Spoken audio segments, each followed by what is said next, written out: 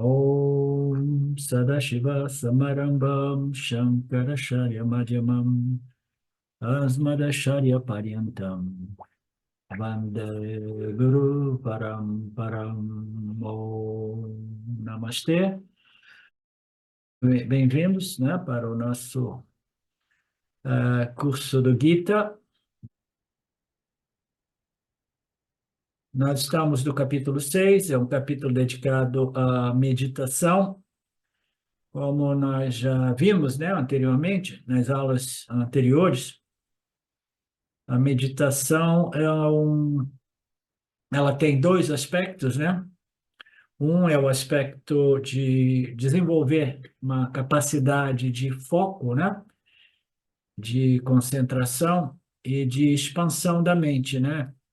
Então, este tipo de meditação, ela serve para preparar a mente para o quê? Para um outro tipo de meditação que é referida como contemplação ou reflexão, né?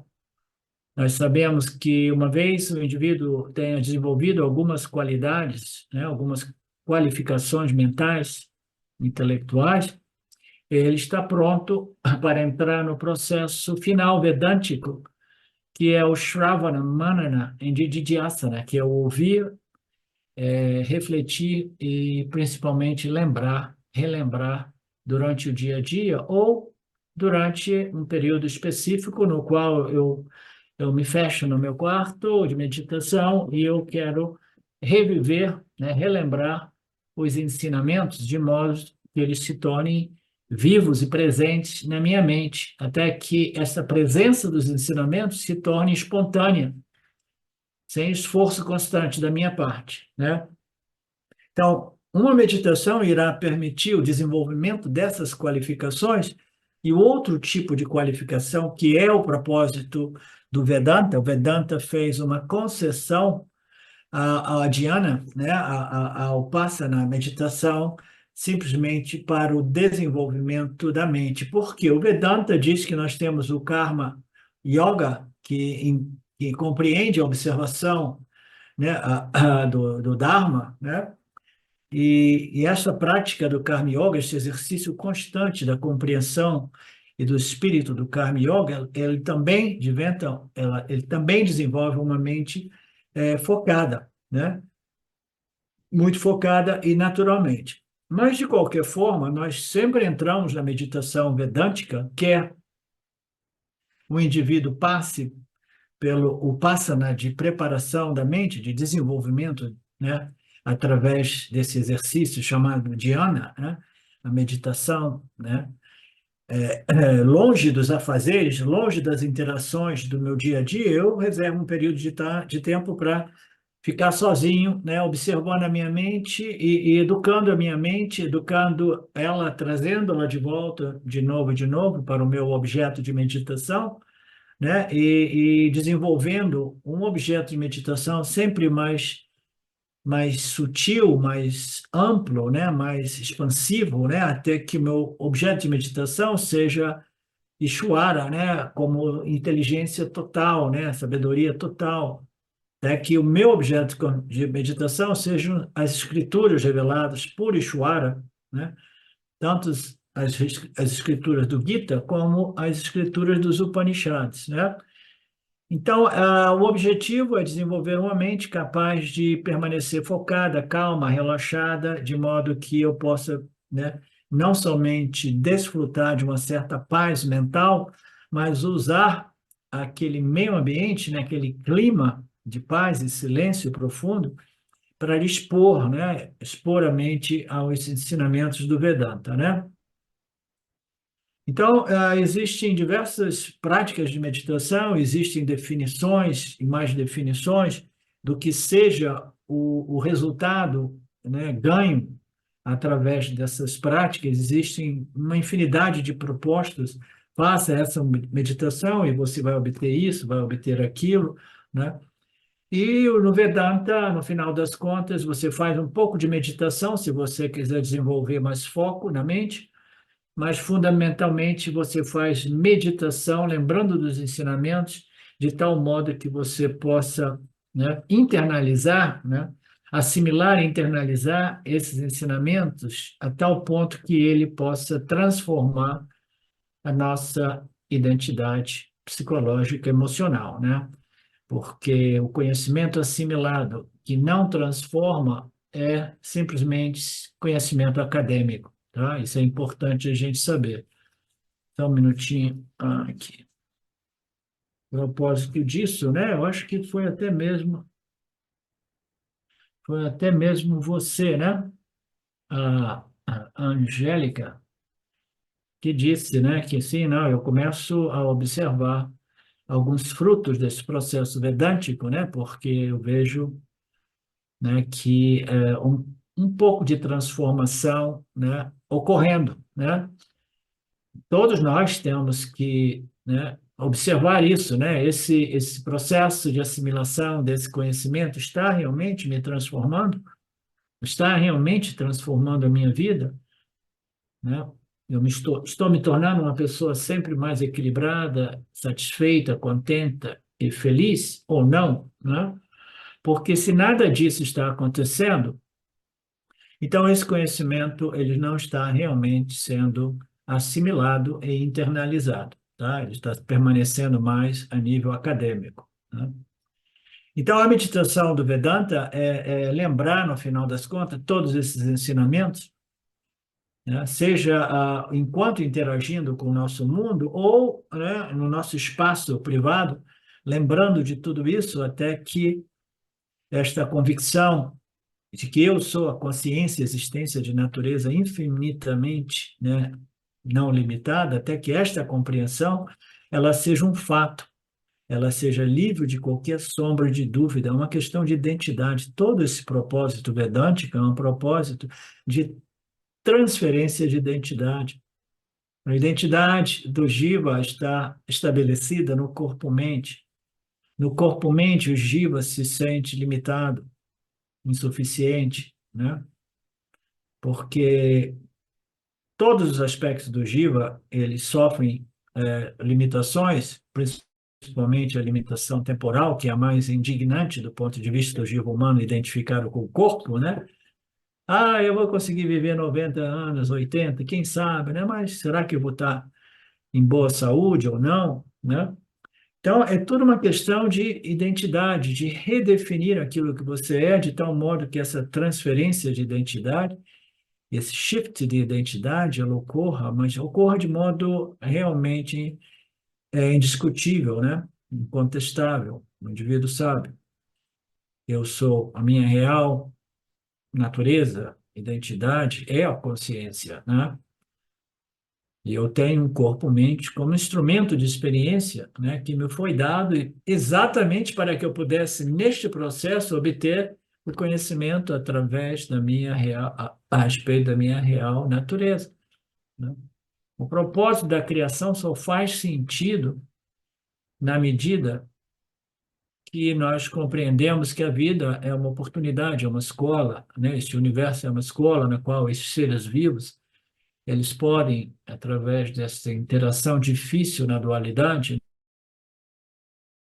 desenvolver uma certa qualidade mental, emocional, intelectual, a tal ponto de investigar a natureza deste universo, né?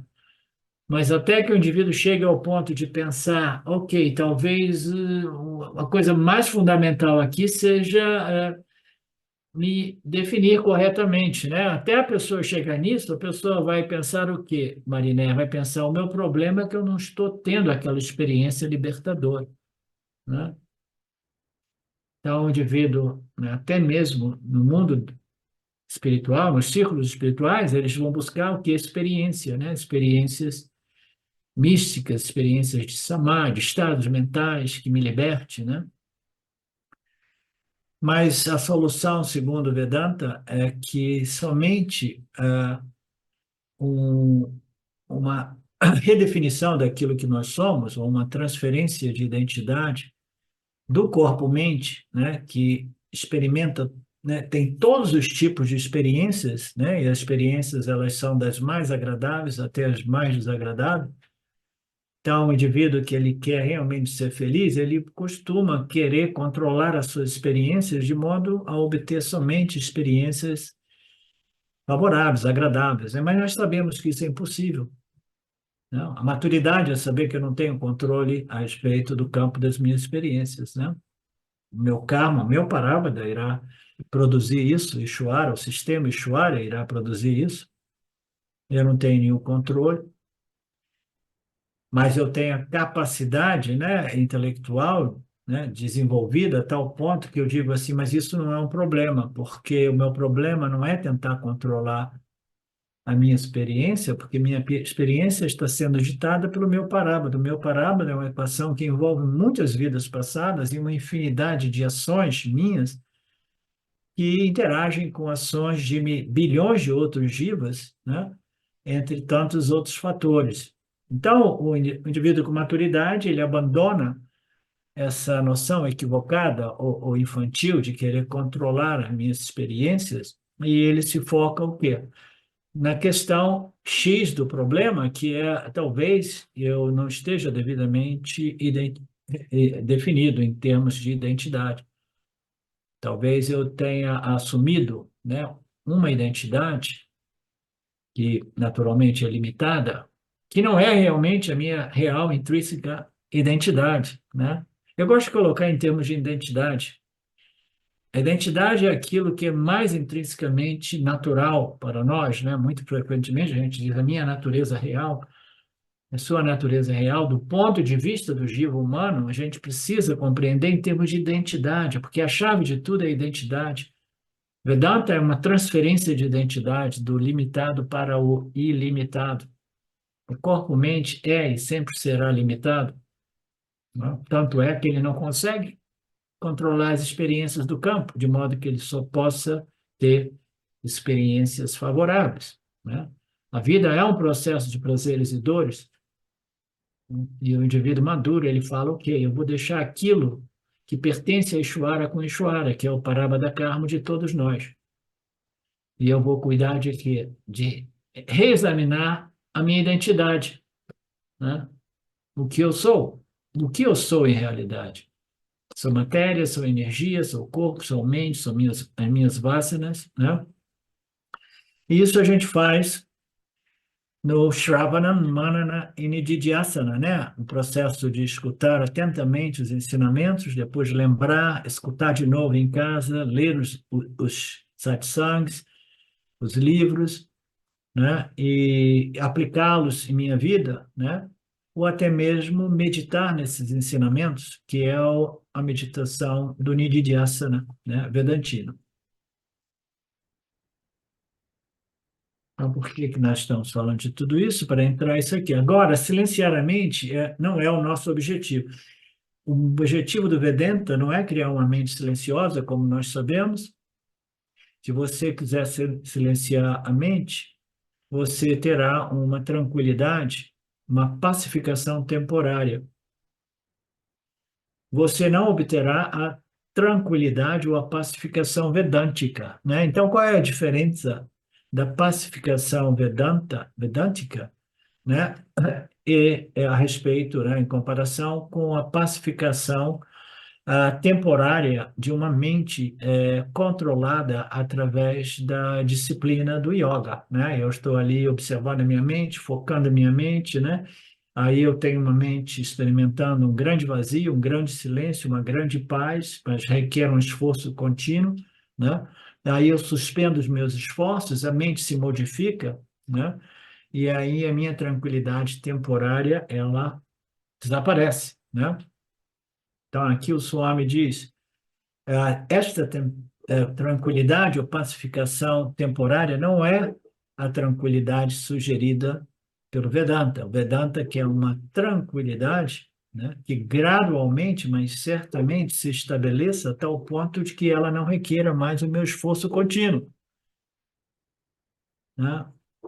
Eu desenvolvi uma vasana, né, ao longo desse percurso de vida meu, eu desenvolvi uma vasana, de certo modo, negativa a respeito de meditação, que eu estou tendo que revisar agora, durante este processo do capítulo 6 do Gita, né? Porque eu não tinha visto essa transcrição do Paramartananda quando eu fiz esse Gita ano passado, eu fiz com base nas transcrições das exposições do James. E o James passa por cima do capítulo 6 sem quase nenhum comentário, tá? Então, agora, isso está sendo muito rico e está me permitindo revisar algumas tendências minhas a respeito da meditação proposta, né, pela Ashtanga Yoga e até mesmo no Bhagavad Gita, porque ela produz, sim, uma tranquilidade temporária, né?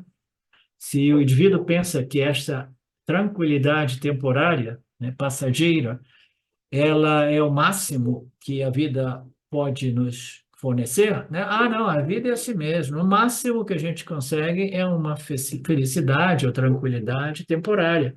Para isso, você tem que fazer muito esforço, esforço, esforço aí, né? Aí, quando você suspende os esforços, aí a sua paz, a sua felicidade vem perturbada, disturbada, né? Então, essa felicidade temporária não é tudo que a vida nos oferece. A vida nos oferece o potencial de sermos felizes e contentes, desfrutando de uma mente pacificada, não temporariamente, mas em geral, né, num fluxo, né, constante, porque a mente ela foi pacificada de um outro modo, né? Então, essa pacificação temporária não é a pacificação sugerida pela meditação vedântica, né?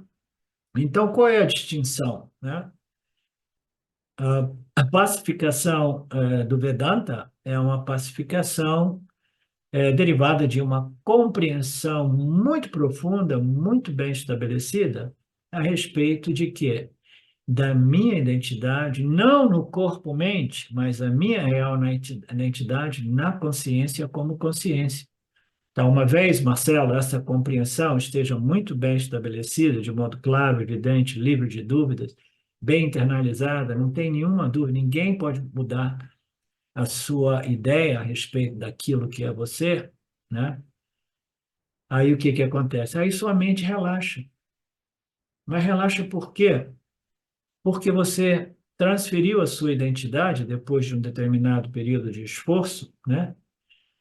Esforço intelectual de compreender as escrituras do Vedanta, não no esforço de controlar a mente ou de simplesmente se condicionar a acreditar em algo que não é um fato para você, ele precisa se tornar um fato.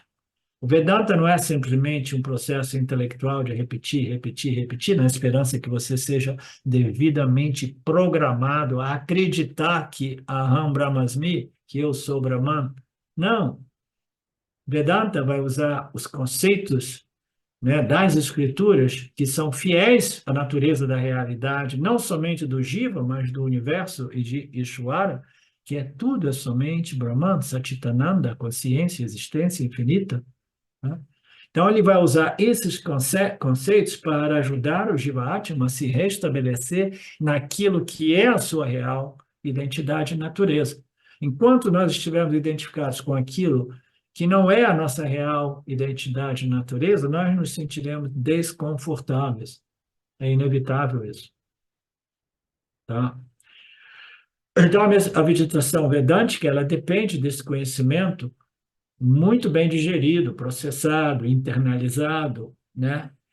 De tal modo que não sejam mais sugestões a respeito daquilo que eu sou, mas seja um fato a respeito daquilo que eu sou.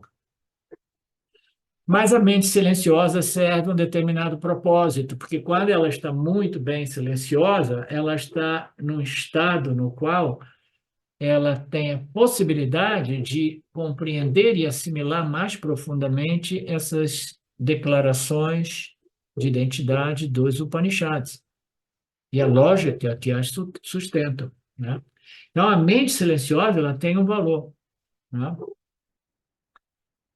Portanto, né, eu estou revendo a minha tendência negativa a respeito de meditação, porque eu experimentei uma frustração enorme quando eu descobri que todo o esforço que eu fazia ele produzia algo que era impermanente, temporário. No momento que eu suspendia os meus esforços, minha mente se modificava e eu já não experimentava aquela felicidade, né? Aí eu acabei chutando, né? Chutando o pau da barraca, ou como queiramos dizer, né? Sem observar que, ainda assim, a meditação do yoga, né, serve um determinado propósito, que é produzir uma mente mais silenciosa, né, uma mente mais focada, etc., e etc., né? Para que essa mente ela possa entrar no processo do Shravana, Manana e Nididhyasana, ouvir, refletir e contemplar e assimilar. E nós temos uma infinidade de declarações de identidade, né? Que são. Oh, essa até a Silvia não está aqui, não, ela esqueceu que a aula era hoje. Então, nós temos uma infinidade de declarações de identidade, né? E aqui, Adi Shankaracharya, ele coloca: não sou a mente, não sou o intelecto, não sou o ego, não sou o meu sistema de memória, não sou a audição, não sou o sentido do palato, nem o olfato, nem a visão. Eu não sou nem o espaço, nem a terra, não sou nem o fogo, nem o ar. A minha natureza é suprema auspiciosidade Satitananda, né? Eu sou Shiva, eu sou Brahma. Você tem que saber o significado desses mantras de identidade, ou então será simples um mantra, né? Uma leitura que tem uma vibração bacana, mas que não favorece realmente a transformação que o Vedanta se refere, né? Eu tenho que compreender bem o significado das palavras desses mantras, porque este mantra me diz que Aham Shivasmi, eu sou Shiva, eu sou Brahman, eu sou o ser, eu sou a consciência, né?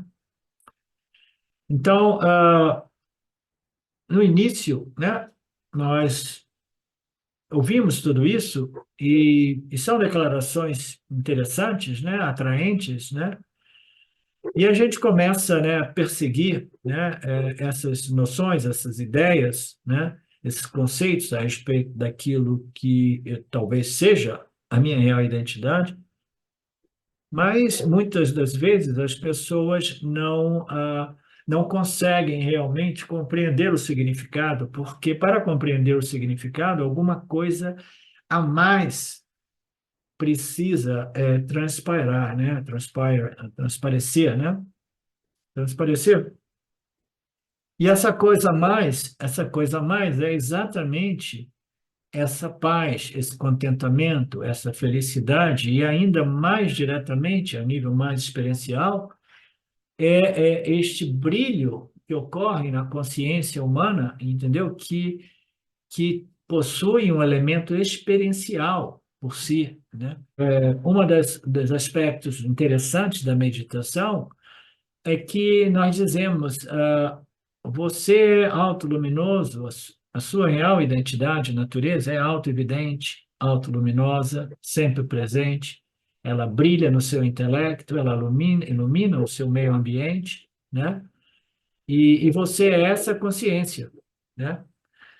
E tudo isso tem um significado bacana do ponto de vista conceptual, né? Conceitual, mas, por outro lado, nós precisamos, se nós queremos entrar no campo do dhyana, da meditação, né, a gente precisa observar o elemento experiencial dessa declaração. Você é a luz da consciência que ilumina e revela tudo que ocorre no seu meio ambiente, né? Então, do ponto de vista filosófico, é maravilhoso. Mas do ponto de vista existencial, né, existe sim um elemento experiencial que é muito sutil, que quase todas as pessoas não percebem. Isso começa a delinear uma distinção entre o conhecimento filosófico meramente acadêmico do conhecimento que foi começado a ser internalizado e transformar, a ponto de transformar a experiência do indivíduo, né? Por quê? Porque esta consciência, ela brilha sempre, o tempo todo no intelecto humano, né? Então, não tem como a gente ignorá-la. Você entende, Betânia? Quem é que entende isso? Não tem como a gente ignorá-la, porque ela está brilhando o tempo todo. Só que é muito fácil para a gente sobrepor a mente, o intelecto, na consciência e pensar, não, assim, tudo bem, mas isso eu sou eu, o intelecto, o ego, né? Eu percebo esse eu, esse ego, o intelecto. Não, não, eu estou falando, você percebe a consciência, né, brilhando no seu intelecto, produzindo, né, o ego, o sistema de memória, né, e todo o aparato corpo-mente, né? Então, este aspecto experiencial do brilho da consciência é o aspecto que eu acho mais importante, talvez, para essa conversão do conhecimento a nível mais acadêmico, filosófico, para um conhecimento direto. O autoconhecimento, ele é dito tecnicamente aparokshayana, que é um conhecimento direto a respeito deste brilho, desta consciência que é sempre luminosa, sempre presente, né? Iluminando o mundo, né? Iluminando as nossas experiências, né? Então, a observação, né, desta consciência que brilha sempre é um elemento bacana que permite que nós possamos, né, meditar nesta consciência com um elemento não somente 100% racional, intelectual, mas com um certo elemento experiencial. Vocês estão entendendo onde é que eu estou indo com isso? Tá? Porque eu estou me dando conta de diversas coisas nesse processo do capítulo 6, me dando conta do fato de que eu simplesmente desenvolvi uma atitude negativa e até esqueci da importância daquele processo meu durante os anos com Nisargadatta Maharaj, de meditar no pensamento, sentimento, eu sou. Tá? Então, Nisargadatta Maharaj, né, ele colocava esta expressão ainda mais claramente do que Ramana Maharaj. Ele costumava dizer, medite no pensamento, eu sou, eu existo, mas ele dizia, medite no pensamento, sentimento, eu sou, eu existo, até que você encontre um equilíbrio justo entre o pensamento e o sentimento, eu existo. Vocês entendem o quanto sutil era aquela instrução que ele dava? Ele dizia: medite neste brilho da consciência, que não somente é representado pelo pensamento eu sou e eu sei que eu sou, eu existo e eu sei que eu existo, mas ele tem uma sensação, um sentimento, uma emoção ligada a ele. Tudo, qualquer pensamento tem uma determinada vibração, tem uma determinada sensação ou sentimento ou emoção. E ele dizia: você tem que começar a meditar no eu sou, eu existo, como um pensamento, sentimento, até que você encontre um equilíbrio justo entre o pensamento e o sentimento. E essa meditação, essa instrução dele clicou para mim e eu comecei a, né, surfar nela por uma década, mais ou menos, né? E a maioria dos meus amigos, meus colegas na Índia, ele dizia, não, para mim não bate, porque é muito mental, é simplesmente eu vou meditar no eu sei que eu existo, eu existo, eu existo, eu sei que eu existo. E por quê? Porque este elemento experiencial, emocional, sentimental, que segundo as instruções do Nisargadatta Maharaj era importantíssimo, né? Não clicava, não aparecia, né? As pessoas não sentiam. Então, este é o aspecto do autoconhecimento. Eu tive falando com vocês ultimamente a respeito desse autoconhecimento, que uma vez que o conhecimento seja muito bem estabelecido do ponto de vista intelectual, sem dúvida, né? Ainda assim, tem alguma coisa que, né, que não permite que esse conhecimento seja realmente, devidamente transformador, né? E aí a gente diz, de repente, é porque esse conhecimento ele precisa de algo além do intelecto, né? Que é, né, um conhecimento, digamos assim, meio misterioso, meio místico, meio intuitivo, né? Mas, de repente, a coisa é bem mais simples. Não tem nada de místico, mas ainda assim, né? Esta sensação, este sentimento a respeito do Aham Brahmasmi, ele precisa estar presente. Quando a gente fala Aham Brahmasmi, eu sou o Brahman, eu sou a consciência, né? Então, se a gente fala isso sem nenhum sentimento de Ananda, nenhum sentimento de ilimitação, a gente está falando aquilo como um papagaio, repetindo aquilo. A gente não vibrou junto com a vibração da Aham Brahmasmi, que representa a minha natureza Ananda, ilimitada, né? Então, nós temos que criar este campo vibracional de tal modo que a gente possa realmente sentir, né, o que significa esses pensamentos vedânticos, tal qual Aham Brahmasmi, né, Aham Shivasmi, né? Ele precisa vibrar, ele precisa ser o Ananda experiencial, né, que ele é presente. Professor, eu Sim, lembrei que outro dia eu falei, né, que eu comecei a meditar falando, eu amo ser o ser, né? sim. Eu amo ser completo, eu amo ser ilimitado, né? E isso para mim trouxe esse lugar sentimental, vamos dizer assim, do sentido, do sentimento, né? É, e, e acho que isso traz mais ainda significado, né? Para mim, trouxe, né? Quando eu comecei a Lembrar. trazer esse sentimento do eu amo, né? Ser o ser.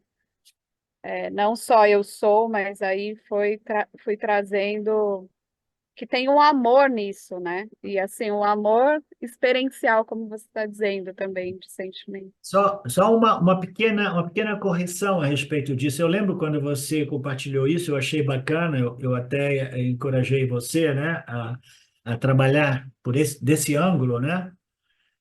Quando você diz eu amo ser um ser, é diferente de você dizer eu sou o ser e a minha natureza é o amor, entendeu? Porque quando você fala eu amo ser o ser, você se coloca no papel do Jivatma, que ama Paramatma, né? Agora, procura fazer uma inversão e dizer assim, eu sou o ser e a minha natureza é amor, portanto, eu amo tudo e todos, tá?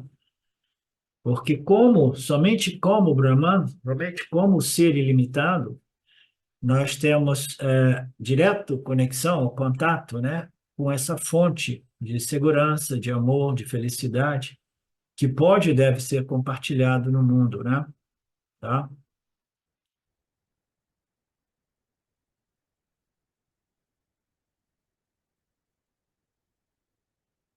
Eu sou Brahman,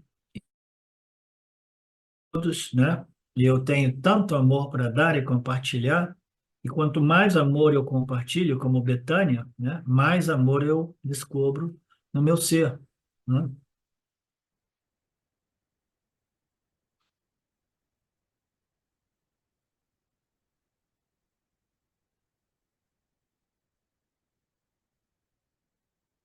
Nós precisamos compreender o significado profundo dessas palavras, né? Eu sou a natureza Anandas Varupasmi, eu sou Ananda, eu sou Chit, eu sou Sat, a verdade absoluta, né? Eu sou. Tudo isso tem uma determinada vibração e tem um sentimento, né? Tem uma fragrância de Ananda, né? Em tudo isso, né? O que significa que a mente nunca é realmente passiva, a mente está enganjada na lembrança daquilo que nos foi revelado através das escrituras como a nossa natureza Ananda, né? Quais são os tipos de pensamentos que nós engajamos na meditação vedântica? São os pensamentos upanishádicos, né? Devemos excluir todos os pensamentos mundanos na medida do possível, né? É o famoso fluxo de pensamentos semelhantes. E Krishna diz, Atman Pasyam, deve-se ver o Atma. Deve-se ver o Atma conforme revelado pelo Guru durante o processo de Shravanam, durante o Shravanam do Vedanta. Você deve ter a capacidade de ver o Atma, deve ver o Atma. Mas como você vai ver o Atma? Você vai ver o Atma conforme o que foi revelado pelas escrituras e pelo Guru, no momento do Shravana. Então, o Vedanta, muitas vezes, ele é apresentado como uma visão, né? Isso é a visão da não-dualidade, a visão da realidade, a visão da consciência. Não que você tenha uma visão da consciência, uma visão do ser, você tem uma visão do mundo a partir da eu sou a consciência, né? Então você deve ver o Atma, não que o Atma vá aparecer como objeto de visão para você, mas intelectualmente, e não somente intelectualmente, existencialmente, você tem que ver que tudo é o Atma. Tudo e todos é o Atma, tudo é somente o ser, né?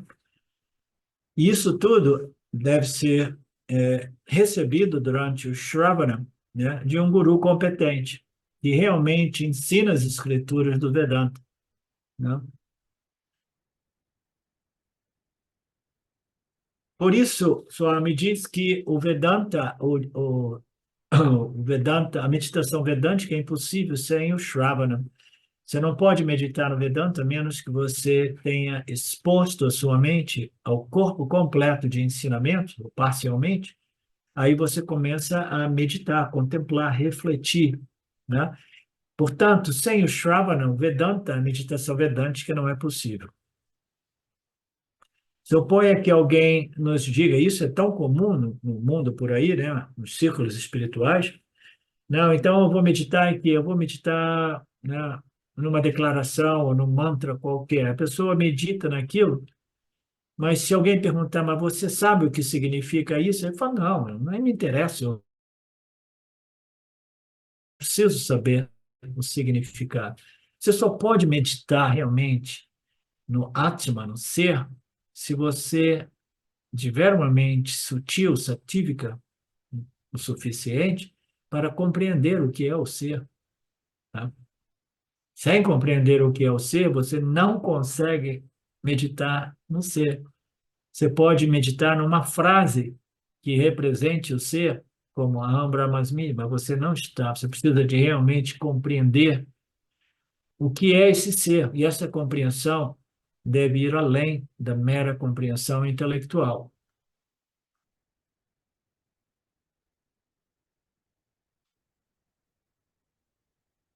Portanto, a meditação vedântica pressupõe o estudo vedântico. É como se você desenvolvesse uma visão, essa visão vedântica, essa visão da realidade, né? Muitas vezes ela é representada pelo o terceiro olho, né? Uma visão, né? Mas a gente diz que esta visão ela é obtida através das escrituras. Escrituras é aquilo que nos permite obter essa visão, né? É o conhecimento que revela para a gente, né, o que é o ser, e só pode ser compreendido como eu sou o ser, porque o ser não é um objeto de conhecimento. Você entende, Angélica? O ser não é um objeto. Como é que eu vou compreender Aham Brahmasmi? Eu só posso compreender na medida que eu compreendo. Sim, eu conheço Brahman, porque eu sou o Brahman. O Brahman é sempre o sujeito que vive no coração de todos nós, jamais um objeto de conhecimento. Então, é uma visão, a visão da realidade, a visão vedântica. Ela pode ser simbolizada como o terceiro olho ou o sexto sentido. Eu gosto mais do sexto sentido, já que nós estamos falando, Betânia, da sensação, sentimento como elemento experiencial do autoconhecimento, é muito mais nas linhas do sexto sentido, né? O que a gente tem essa percepção sensorial através dos 5 canais, mas a gente tem o intelecto, que não é meramente uma máquina de razão, né? Mas o intelecto, a mente como um todo, ela também possui um elemento, né, emocional, devocional, sentimental, né? Então, este sexto sentido é aquele que nos permite compreender Brahman e sentir Brahman como mim mesmo. Você é de acordo, Marcelo? Hum? Quando você sente Brahman, você sente Brahman como você mesmo e você se sente tranquilo, feliz, satisfeito, pacificado. Por quê? Porque você é a única realidade, você é infinitamente não limitado, você é livre e independente das experiências, né, do corpo e da mente. O corpo e a mente são instrumentos que você, a consciência, utiliza nessa escola, cujo propósito é chegar a esse conhecimento final a respeito da minha real identidade, né?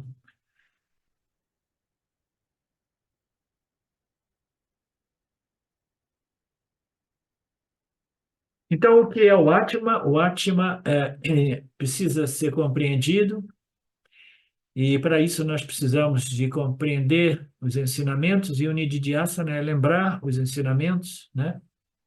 Eu ouço durante as aulas, aí depois eu ouço de novo, eu leio depois, estudo as minhas anotações, né? E aí, gradualmente, esses ensinamentos, como eu costumo dizer, vão se tornando vivos e presentes na minha mente e também na minha mente subconsciente, né?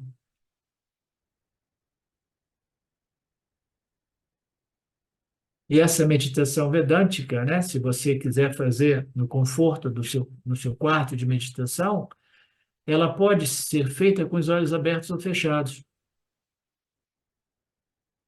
Isso me lembra também do período da minha vida que era mais fácil meditar com os olhos abertos. Os olhos abertos é mais fácil de você, através desse sexto sentido, né, perceber o brilho da consciência, iluminando a sua mente e o mundo, né? Então, o que significa esse Atma?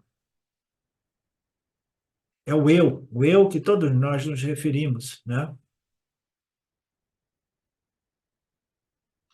E com a ajuda da mente, com a ajuda do intelecto, né? Com a ajuda dos pensamentos vedânticos que me foram, né, revelados pelas escrituras, né? Eu vou fazer a minha meditação vedântica. Sempre com a ajuda da minha mente, ajuda do meu intelecto, né? Já bem purificado, já bem refinado, capaz desta meditação, enganjar esta meditação. Então, a meditação vedântica, ela só ocorre na mente, o autoconhecimento só ocorre na mente ou no intelecto. Não existe conhecimento sem o intelecto, mas o conhecimento direto, Aham Brahmasmi, que transforma, ele vai além do conhecimento meramente intelectual, né? Isso é que às vezes parece ser algo misterioso, místico, né? Mas não é exatamente assim. Não é exatamente assim, porque quando ocorre, o indivíduo se dá conta de, oh meu Deus, como é que eu não me dei conta antes, né? Como é que a ficha não caiu antes para mim? Por que que eu ainda tinha dúvida? Por que que eu ainda estava disputando, lutando, né? Batalhando com esta outra identidade inferior que dizia Aham Corpusmi, e eu dizia, não, Aham Brahmasmi. Aí eu estava duelando a minha vida toda. Por que que eu energizei, eu dei tanta força para essa noção equivocada a respeito de mim mesmo, já que eu sou aqui sempre evidente, iluminando o intelecto, que por sua vez, né, conduz a minha vida, né? Quando a pessoa se dá conta diretamente, muitas vezes as pessoas ficam meio assim chocadas, né? O Papadi dizia isso, né? Você, oh meu Deus, como é que eu não vi isso antes? Tão simples, né? a gente não vê de repente porque a gente ainda assim está limitado a uma visão meramente intelectual, porque o Ananda ainda não chegou na festa. O Ananda chega na festa um pouco mais tarde, aquela felicidade, aquela paz, aquela resolução, né, emocional, aquela satisfação, aquela devoção, né? Aquilo ali chega um pouco mais tarde. E a gente não pode menosprezar este Ananda quando ele bater na nossa porta, tá? Esse é um ponto que eu estou reconhecendo através desse processo do capítulo 6 com vocês. Portanto, eu tenho que lembrar o Shravanam, o benefício que eu recebo desse Shravanam. O Swami aqui apresenta uma analogia interessante. Às vezes, se você tem um relógio na sua sala ou no seu quarto, não na sala, que faz aquele tic-tac, tic-tac, mas durante o dia existem outros barulhinhos, né? E você não ouve os barulhos, né? Então, do mesmo modo, você precisa, né, de uma mente silenciosa, do mesmo modo que na noite você consegue ouvir o tic-tac do relógio, você precisa esvaziar a sua mente dos tic-tacs externos e internos para que você possa escutar e ouvir o tic-tac dos Upanishads, tá? Então, os ensinamentos dos Upanishads vão ser muito facilmente apreendidos se minha mente estiver silenciosa, tal qual a minha sala, né, no meio da noite, quando eu consigo perceber claramente o tic-tac. Do mesmo modo, nós conseguimos perceber bem mais claramente o Aham Brahmasmi quando a mente está silenciosa.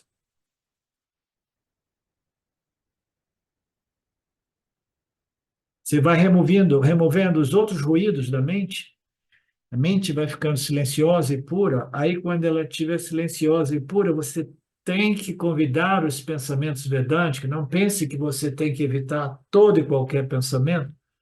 Você precisa de um pensamento Aham Brahmasmi para neutralizar o pensamento Aham Corpo Asmi. Tá? Então, você tem que convidar, após ter removido todos esses ruídos da mente, né? Vamos parar por aqui, Marcelo? A gente volta daqui a pouco. 5 minutinhos, tá? Om Purnamada Purnamidam Purnamudachyate Purnasya Purnamadaya Purnameva Vashishate Om Shanti Shanti Shanti Om Namastê. Olá, queria trazer aqui para vocês o quanto eu tenho me beneficiado dos ensinamentos do Vedanta. Esses ensinamentos do Vedanta, eles mudaram a minha vida, o meu estilo de vida, né? A partir de uma compreensão sobre Jagata, o mundo, sobre essa pura inteligência Ishvara, sobre o Jiva, né? A mente, o funcionamento, sobre a aplicação do Karma Yoga diariamente na vida, o quanto isso beneficia a purificação da mente, né? Para poder daí acessar aquilo que é mais valioso. Aliás, eu diria sem valor estimável, inestimável, né? Uma riqueza profunda, que é a compreensão sobre os ensinamentos de Satya, a consciência, a existência ilimitada que sou. Bom, eu sou uma aluna de Vedanta, desse grupo Vedanta Brasil, que iniciei a jornada, estou no começo da jornada, mas essa jornada seria impossível sem o apoio diário de um professor qualificado, o professor Arlindo Nagar, nosso professor, que dedica a sua vida, que dedica as batidas do seu coração exclusivamente para o ensino do Vedanta. Ele gosta de usar a frase, o coração que se doa recebe. Então ele é esse coração que doa. E aí a minha pergunta e o meu convite é: e você? Tem se beneficiado também dos ensinamentos, da compreensão, da clareza desses ensinamentos que são trazidos para nós? Sim? Se sim, o coração que doa recebe. Então o convite é: se você se beneficia, você pode também fazer uma doação. Essa doação, ela é necessária, apropriada, para a manutenção, né, desse ensinamento vivo diariamente para nós.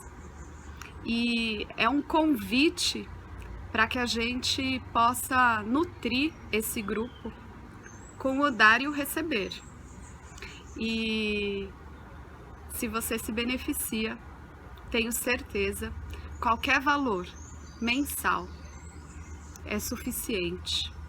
É o valor que o seu coração sentir, mas é um valor apropriado.